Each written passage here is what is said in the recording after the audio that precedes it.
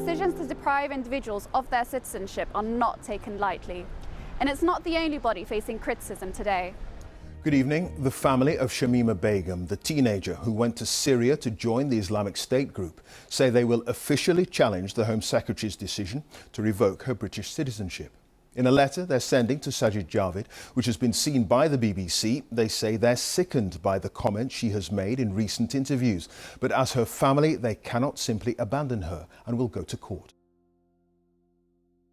I managed to get hold of the letter that where they were officially revoking her citizenship, and we went from sort of the lawyer refusing to talk to the BBC because he was very angry at the way we'd covered stories previously, to sort of establishing a line of contact, and then to eventually getting exclusive access to very important information. I'd never actually spoken to the lawyer before.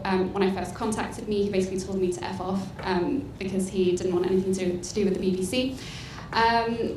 And then I found out that a press officer that I had dealt with before, who worked at the East London Mosque, had a very good relationship with him. So yeah, I just worked on trying to persuade him. But I think more than the persuasion, what convinced him was, the fact that we had already established a relationship. So I had worked with him on stories to do with Grenfell and other stories affecting the Muslim communities. Because of that, we had built that report, and eventually he agreed to put in a good word with the lawyer, and he did. And since then, I'm still the only person at the BBC the lawyer will talk to. But according to her lawyer, Shamima Begum was targeted and trafficked by Islamic State. ISIS have a propaganda machine where they reached out to the world. I always try to see a long-term value in a contact. I try to be mindful of any decisions or any things that I say to them that might affect that long-term relationship. When we have deadlines to meet, it's really easy to, to see someone as just a case study rather than a human life that you will be affecting.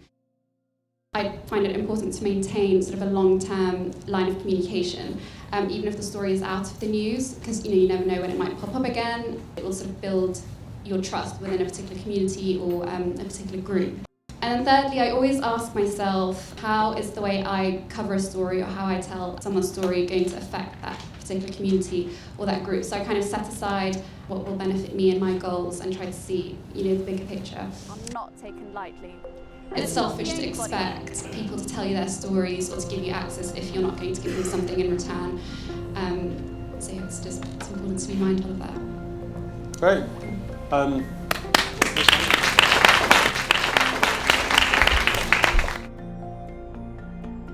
Hanna, Yusuf, BBC News.